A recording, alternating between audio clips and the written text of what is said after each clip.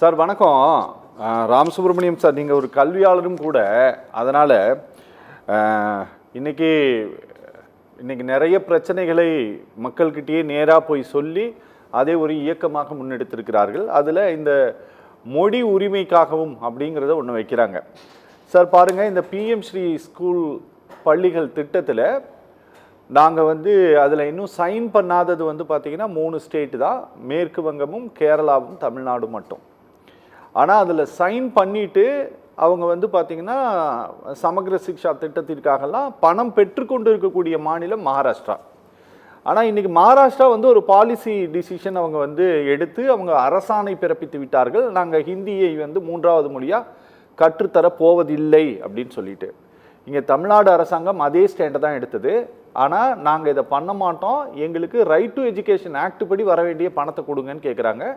அதை கொடுக்க மாட்டேன்ட்டாங்க. ஆனால் நாங்கள் இதில் செய்கிறோம் அப்படின்னு சொல்லிட்டு ஒப்புக்கொண்ட மாநிலம் இன்றைக்கி நாங்கள் அதை பண்ண மாட்டோன்ட்டு இன்றைக்கி ஜியோ பாஸ் பண்ணிட்டாங்க. அவங்களுக்கு அந்த நிதி போயிட்டுருக்கு. இந்த மாதிரியான பிரச்சனைகளை எல்லாம் இவர்கள் நேரடியாக மக்கள்கிட்ட கொண்டு போய் சொல்லும்போது சார், அது ஏதோ ஒரு வகையில் திமுக எதிர்பார்ப்பதை போல அவர்களுக்கான அந்த ஆதரவை அப்படியே தக்க வைத்துக்கொள்ள இந்த பார்ட்டியால், இந்த இயக்கம் மூலமாக அதை சாதித்துக் கொள்ள முடியுமா சார்? எல்லோருக்கும் என்னுடைய வணக்கம். முதல்ல நான் இதை பற்றி பேசுறதுக்கு முன்னாடி, ரொம்ப காலத்திற்கு பிறகு என்னுடைய இனிய நண்பர் டாக்டர் சமரசம் அவர் இன்னைக்கு இந்த டிபேட்ல கலந்து கொண்டிருக்கின்றார். அவர் பேசியிருக்கிறார்.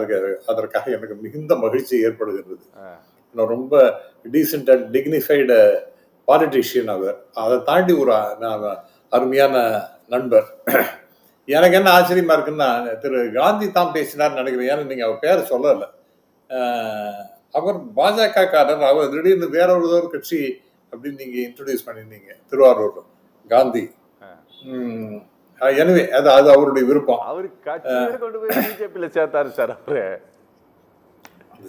அவரு வெளியில வந்துட்டீங்கல்ல சார், நீங்க வெளியில வந்துட்டார். அதாவது அவர் பிஜேபியினுடைய ஸ்போக்ஸ் பர்சனாக இருந்து பல டிபேட்ல பேசியிருக்கின்றார். நானும் அவரும் கலந்து கொண்டு பேசியிருக்கின்றோம். அவர் இன்னைக்கு வேற ஒரு கட்சி அப்படின்னு பேசுகின்றார். எனவே my best wishes to him.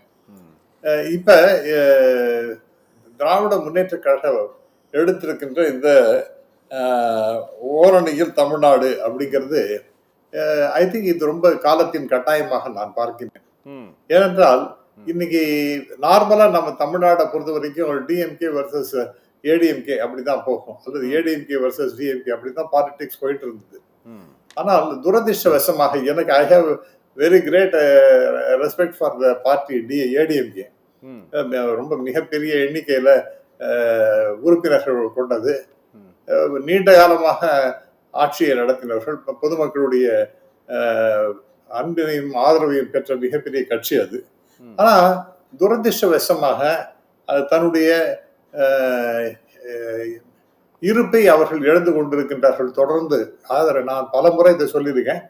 2017 என்னைக்கு தர்ம யுத்தம்னு ஒருத்தர் ஆரம்பிச்சாரோ அன்னிலேருந்து இந்த கட்சிக்கு மிகப்பெரிய சருகல் என்பது வந்தது. அது 1, 2, 3, 4ஆக உடைந்து போனது. இன்னைக்கு மீண்டும் மிகப்பெரிய அளவிற்கு அந்த கட்சி உடையவதற்கு வாய்ப்பு. அதோட இல்லாம அதனுடைய இந்த ஓட்டர் பேஸ் என்பது, பொதுமக்களுடைய சப்போர்ட் பேஸ் என்பது ரொம்ப குறைஞ்சு போயிடுது.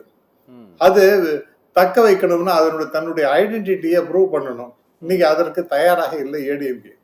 இவங்க கேட்கறாங்க. நான் சில இஷ்யூஸ் சொல்றேன். நீங்க முதல்ல அந்த இது சமக்ர சிக்ஷா அபியானை பத்தி சொன்னீங்க, சர்வ சிக்ஷா அபியானை பத்தி சொன்னீங்க, பிஎம் ஸ்ரீ எல்லாம் பத்தி சொன்னீங்க. இது இருக்கட்டும். அது டெஃபினட்டா நமக்கு கொடுக்க வேண்டிய பணம், அதாவது கல்விக்காக நமக்கு கொடுக்க வேண்டிய பணம். ஆனா அதை கொடுக்கறதுக்கு தயாராக இல்லை. இப்ப கூட 1700 கோடி நான் கொடுக்க முடியாது அப்படின்னு சொல்லிட்டு மத்திய அரசு ரொம்ப தெளிவாக சொல்லுகின்றது. இது எப்படி நமக்கு ஒரு நீதி கிடைக்கின்றதா, நியாயம் கிடைக்கின்றதா? நீங்க சொன்னது போல மகாராஷ்டிரா கையெழுத்து போட்டிருக்கான், அவன் முடியாதுங்கிறான். 2 மொழி கொள்கை தாங்கிறான், என்இபியில 3 மொழிங்கிறான். ஆனா நான் முடியாதுன்னு அவங்க ஒரு ஜியோ பாஸ் பண்ண அப்புறம் அவங்களுக்கு பணத்தை கொடுக்கறத நிறுத்தினாங்களா? ஓரவஞ்சனை செய்கின்ற தமிழ்நாடுக்கு துரோகம் செய்கின்றது இந்த பாஜக அரசு, மத்திய அரசு. அதுல ஒன்றும் சந்தேகமே இல்லை. அதே மாதிரி டீலிமிட்டேஷனை பத்தி அவன் பயப்பட வேண்டியதை பத்தி ரொம்ப கேஷுவலா ஏதோ ஒரு சமாச்சாரம் என்னைக்கோ நடந்தா நடக்கும், நடக்காட்டா போட்டோம் அப்படிங்கிற மாதிரி பேசுவது என்பது என்னால ஏற்கவே முடியல சார். அது மிகப்பெரிய it is a Damocles sword hanging above our head. அது வந்து இப்ப ரொம்ப தயாரா பிஜேபி ஏதாவது ஒன்று செய்யறாங்கன்னா அதுக்கு ப்ரிப்பரேட்டரி ஒர்க் எல்லாம் பிரமாதமா இருக்கும். இன்னைக்கு பாருங்க பார்லிமெண்ட் நம்பர் ஆஃப் சீட்ஸ் ரொம்ப அதிகமாக புதுசாக ஒரு பார்லிமெண்ட் கட்டடத்தை கட்டி அதுல ஏராளமாக எண்ணிக்கை இன்க்ரீஸ் பண்ற மாதிரி பண்ணி அதெல்லாம் ரெடி பண்ணியாச்சு. இப்ப ஒரு பேருக்காக முன்னாள் ஜனாதிபதியை வச்சுட்டு ஒரு வேணுமா வேண்டாமா அப்படிங்கிற மாதிரி அது ஒன்று போட்டு அது ஒன்று ரெடி பண்ணியிருக்காங்க. அது வந்து ஐ திங்க் ஒரே நாடு ஒரே தேர்தல் நினைக்கிறேன். இப்ப இந்த delimitation is a very big issue. ஆனா அதை நாம வந்து இக்னோர் பண்ணி கொண்டிருக்கின்றோம். அது வந்து மிக தவறானது. அது வந்து தமிழ்நாட்டுக்கே மிகப்பெரிய துரோகமாக ஆகக்கூடிய நிலைமை. மூன்றாவதாக நமக்கு வர வேண்டிய பணம், forget about எஜுகேஷன், மற்றபடி நமக்கு வர வேண்டிய பணம் அப்படிங்கிறத பல நேரங்கள் பல ஃபோரங்களை நாம எடுத்து சொல்லியாச்சு. இதெல்லாம் நீங்க பண்ணாதீங்க. ஒரு நேரத்துல அதாவது முன்னாடி பாத்தீங்கன்னா கிட்டத்தட்ட 4.7% அங்கேருந்து வந்துட்டு இருக்க மாதிரி இப்ப 4.1%. ராமசுப்ரமணியம் சார், அதாவது எதிர்கட்சிகள் இன்னைக்கு இருக்கக்கூடிய டிஎம்கே கவர்மெண்ட் மேல வைக்கக்கூடிய விமர்சனங்கள், அவங்க செய்யக்கூடிய கடுமையான எதிர்வினை பிரச்சாரங்கள், இதை எல்லாவற்றையும் திமுக இப்போ முன்னெடுத்திருக்கக்கூடிய இந்த கேம்பெயின் மூலமாக அவங்க வந்து அந்த மக்களுடைய மனநிலையை திமுகவிற்கு சாதகமாக அவங்க மாத்திர முடியுமா சார் இந்த கேம்பெயின்ல? சார் ஃபர்ஸ்ட் ஆஃப் ஆல் இன்னைக்கு ஒன்றும் பெரிய அளவிற்கு மக்களுடைய கோபம் வந்து டிஎம்கே மேல கிடையாது சார். அப்படியா? மாறாக நான் பல முறை பலரிடம் நான் கேட்டுக்கொண்டிருக்கின்றேன். இந்த 1000 ரூபாய் அப்படிங்கிறது ஒரு it is social security system. ரொம்ப பிரமாதமாக எஃபெக்டிவாக ஒர்க் பண்ணி கொண்டிருக்கிறது. நான் அதனால பயனடைந்த பயனாளிகள் எல்லாம் பத்தி கேட்கும்போது அவங்கள மிக மகிழ்ச்சியோட அதை பத்தி உயர்வாக பேசுகின்றார்கள். ஒண்ணு. ரெண்டாவது பாத்தீங்கன்னா நம்முடைய முதல்வர் கேட்கும்பொழுது என்னென்ன திட்டங்கள் நீங்க பெருமையாக இருக்குன்னா இதெல்லாம் கூட அதிகமா பேசுற காலை உணவு, அதாவது வயிற்றுக்கு சோறிட வேண்டும், இங்கு வாழும் மனிதருக்கு எல்லாம் வயிற்று பல கல்வி தந்து இந்த பாறை உயர்த்திட வேண்டும் பாரதி பாடினான். வயிற்றுக்கு சோறிட வேண்டும் என்றால் இன்னைக்கு காலம்புற அந்த காலை உணவு திட்டம்னு பள்ளி குழந்தைகளை கொண்டு வந்துருக்காங்களே, அதை இன்னைக்கு பிரைவேட் எய்டட் ஸ்கூல்ஸ் எல்லாம் இருக்கு, அதுக்கும் எக்ஸ்டெண்ட் பண்றாங்க. அப்ப இது எவ்வளவு பெரிய திட்டம் சார். ஒரு பசியோடு இருக்கக்கூடிய குழந்தைகளை ஐடென்டிஃபை பண்ணி அவங்களுக்கு எல்லாம் சாப்பாடு போட்டு நீங்க நன்றாக படியுங்கள் அப்படின்னு சொல்ற மாதிரி. சரி, அவர்கள் படித்து கொண்டிருக்கின்றார்கள். மதிய உணவு திட்டம் அது முன்னாடியே வந்தது. அது மிக சிறப்பாக செயல்படுத்தி காட்டியவர் என்பது டாக்டர் எம்ஜிஆர். அதில் ஒன்றும் சந்தேகமே கிடையாது. ஆனால் அது இப்ப காலம்பரை ஆச்சு, மத்தியானம் ஆச்சு, அப்புறம் நான் கல்லூரிக்கு போய் படிக்கணும் அப்படின்னு போகும்பொழுது அதற்கு மிகப்பெரிய இடையூறுகள் அப்படின்னு வருதுன்னா அதற்காக ஆண்கள் பெண்கள் என்று எந்த வேறுபாடு வித்தியாசம் இல்லாம அவர்களெல்லாம் அரசு பள்ளியில் படித்திருக்கின்றால் அவரெல்லாம் போய் மேலே படிப்பதற்கு மாசம் 1000 ரூபாய்னு கொடுக்குறது it is a very huge amount. நான் இப்ப சமீபத்தில் என்னுடைய வில்லேஜ் பக்கத்துல இருக்கக்கூடிய சில பேர்களோட நான் பேசக்கூடிய வாய்ப்பு கிடைச்சது. அவங்க எல்லாம் சொல்றாங்க, இது எவ்வளவு பெரிய எனக்கு உதவி சார், இது நாங்க கல்லூரியில எட்டி பார்க்க முடியுமா, எங்க அம்மா அப்பா எல்லாம் கொடுக்க மாட்டேன்னு சொன்னாங்க, இப்ப 1000 ரூபாய் அவங்க அரசாங்கம் தருகின்றது, நாங்கள் நிம்மதியாக படிக்கின்றோம், அப்படிங்கிற எதிர்காலம் எங்களுக்கு சிறப்பாக இருக்கும் என்று ஒரு சந்தேகமும் இல்லைன்றாங்க. அடுத்து நான் முதல்வன் திட்டம், இது என்ன சார், என்ன அற்புதமானது, எவ்வளவு சிந்தனை செய்து இத்தகைய திட்டங்கள் எல்லாம் அவர் வகுத்திருக்கின்றார் என்பதை நாம் நிச்சயமாக பாராட்ட வேண்டும். எல்லாருக்கும் இன்னைக்கு IAS IPS ஆகக்கூடிய வகையில ட்ரைனிங், அதே மாதிரி மல்டிநேஷனல் கம்பெனிஸ்ல போய் சேருவதற்காக ட்ரைனிங், மிக உயர்ந்த கல்வி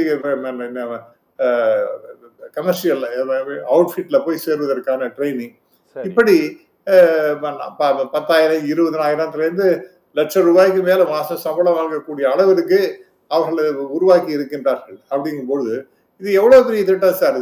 இதெல்லாம் மக்கள்கிட்ட போய் நல்லா போய் சேராது. அடுத்தது குறைஞ்சது 900 ரூபாய் பெண்களுக்கு இந்த இலவச. நீங்க நான் பல முறை இந்த கார்ல அப்படி பயணம் செய்யும் போது பார்க்கும்போது அந்த பெண்கள் இலவச பயணம் அப்படிங்கிறதுக்காக அதுக்காக ஒரு அந்த பஸ் எல்லாம் வரும்போது பார்க்கும்போது அவ்வளவு மகிழ்ச்சியாக இருக்குது. எப்படி இதெல்லாம் பெண்களுக்காக மிகப்பெரிய அளவிற்கு முதல்வர் அவர்கள் ரொம்ப தீர்க்கமாக ஆலோசனை செய்து இத்தகைய ஸ்கீம்ஸ் எல்லாம் கொண்டு வராருன்னா, பெண்களுடைய இதுவரைக்கும் நார்மலா என்ன சொல்றாங்கன்னா, ஏடிஎம்க்கு தான் பெண்களுடைய ஓட்டு கிடைக்கும். ஆனால் இது அப்படியே மாறி போச்சு. இன்னைக்கு பெண்களுடைய ஓட்டு என்பது மிகப்பெரிய அளவிற்கு இன்னைக்கு டிஎம்கேக்கு வந்துருது. அடுத்ததாக ஒரே ஒரு செகண்ட் சார், உடனே முடிச்சிடுறேன். அதாவது இப்படி பல்வேறு நிலையில டிஎம்கேக்கு சப்போர்ட் அதிகமாக ஆகி கொண்டிருக்கின்றது. இந்த நேரத்துல நமக்கு மிகப்பெரிய கெடுதல்களை உண்டாக்கி கொண்டு என்னவோ ஒண்ணுமே இல்ல, பிஜேபியுடைய ஆட்சியினால தேனும் பாலும் ஓடிக்கொண்டிருக்கிறது, தமிழ்நாட்டுக்கு எந்த வஞ்சமும் இல்லைன்னு சொன்னா, இங்க அரசியலுக்கு பதிலாக ஆன்மீகம் என்ற பெயர்ல அரசியல் செய்து கொண்டிருக்கின்றார்களே, மக்களை பிரித்தாளும் சூழ்ச்சி செய்து கொண்டிருக்கின்றார்களே என்ற மிகப்பெரிய கவலை எல்லாருக்கும் இருக்கு சார். ஆகவே அதெல்லாம் பத்தி மகன்கிட்ட போய் எழுதி சொன்னா அவர்கள் மிக மகிழ்ச்சியோடு திராவிட முன்னேற்ற கழகத்தினுடைய திட்டங்களுக்கும் அவர்களுடைய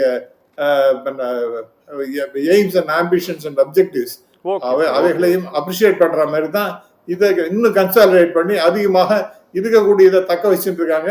அதற்கு மேல அவர்கள் 1 கோடி இலக்குன்னு வைத்திருப்பதாகத்தான் நான் பார்க்கின்றேன். சார் 7ஆம் தேதி தன்னுடைய பயணத்தை தொடங்குகிறார் ராம் சுப்பிரமணியம் சார், திரு எடப்பாடி பழனிசாமி. அவரு முதல் கட்டமாக ஒரு 7 மாவட்டங்களுக்கு அவர் சுற்றுப்பயணம் செய்ய இருக்கிறார். அவரும் இதே மாதிரியான ரோட் ஷோலாம் நடத்த போறாரு. ஒரு பக்கம் பாத்தீங்க அப்படின்னா திமுக வீடு வீடா போகிறது சார். இந்த மாதிரியான திண்ணை பிரச்சாரங்கள், இப்படி வீடு வீடாக போகக்கூடிய பிரச்சாரங்கள் எல்லாம் ரொம்ப ரேராக முன்னெடுக்கிறத தான் நாங்கள் பார்த்துருக்குறோம் சார். கடந்த காலங்களில் இப்படியெல்லாம் பார்த்தது கிடையாது இந்த மாதிரியான பிரச்சாரங்கள். இப்போ அப்படி எடுக்க தொடங்கி இருக்கிறார்கள். இப்படி நாங்கள் செய்யறதுக்கு என்ன காரணம் அப்படிங்கிறத ஒரு ஷீட்டாகவும் அடித்து நாங்கள் என்ன செஞ்சிட்ருக்கிறோம் அப்படிங்கிறதையும் ஒரு பேப்பரில் அச்சிட்டு அதுவும் சம்பந்தமாகவும் கருத்துக்களை கேட்க தொடங்குகிறார்கள் சார். இது ஓரளவு ஜனங்களுடைய கவனத்தை ஈர்க்க போது இபிஎஸ்னுடைய அந்த பயணமா இல்லை இதுதான் ஈர்க்குமா சார்? எது சார் வாய்ப்பு இருக்கு சார்? எனக்கு நான் முன்னாடியே சொன்னது போல ஏடிஎம்கே மீது மிகப்பெரிய ஒரு மரியாதை உண்டு சார். சரி. ஆனால் இப்ப கிட்டத்தட்ட ஒரு கூட்டணி ஆட்சி கிடையாது. கூட்டணி ஆட்சி தான் இனி. யார் அந்த முதல்வராக இருக்க போகின்றார் அப்படிங்கிறது ஏடிஎம்கேலேருந்து தான் வரப்போறாங்க.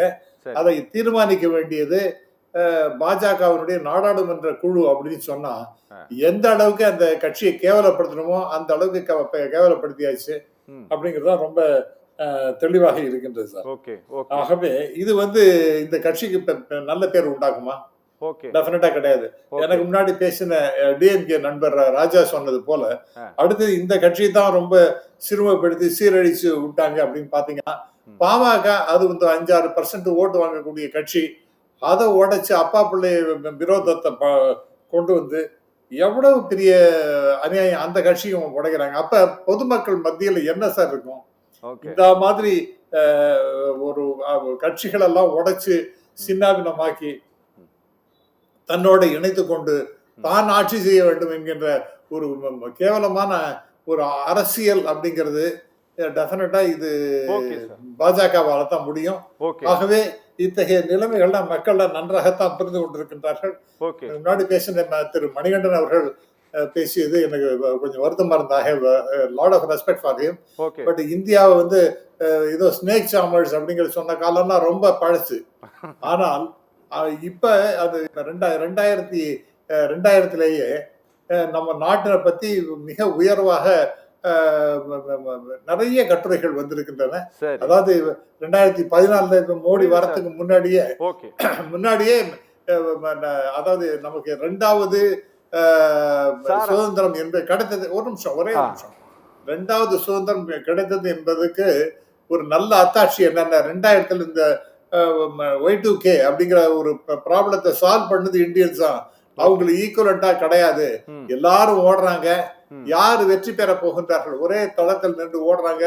யாரு வெற்றி பெற போகின்றார்கள் அப்படின்னு இந்தியன்ஸ் தான் அப்படிங்கிற மாதிரி எல்லாம் புத்தகங்கள்லாம் வந்திருக்கு. அதுக்கெல்லாம் புலிட்சர் அவார்டெல்லாம் வந்திருக்கு. ஆகவே தயவுசெய்து நம்மளை பத்தி ரொம்ப கேவலமா நாம இன்னும் 2014 அப்புறம் தான் என்ன 2014 முன்னாடியே நம்முடைய ஜிடிபி என்பது 2 ட்ரில்லியன் டாலருக்கு மேல இருந்தது. ஓகே. நம்முடைய நாட்டினுடைய பொருளாதாரம் என்பது இது உலகத்துல 4வது நிலைமையில இருந்து 2011. Okay sir. ஓகே. ஆகவே அவ்வளவு பெரிய அச்சீவ்மெண்ட்ஸ் நாம பண்ணிருக்கும் போது நம்மள இதை கேவலமா நம்ம பேசுவது, ஏன்னோ இவர்தான் வந்து ஏன்னோ மோடி மஸ்தான் வேலை செஞ்சுட்டாருன்னா, இன்ஃபேக்ட் நிறைய அத பத்தி நிறையவே பேசலாம். ஓகே சார், நமக்கு நேரம் கிடைக்கும்போது நம்ம பேசலாம் சார். இப்ப டைம் இல்லை எனக்கு, ப்ளீஸ்.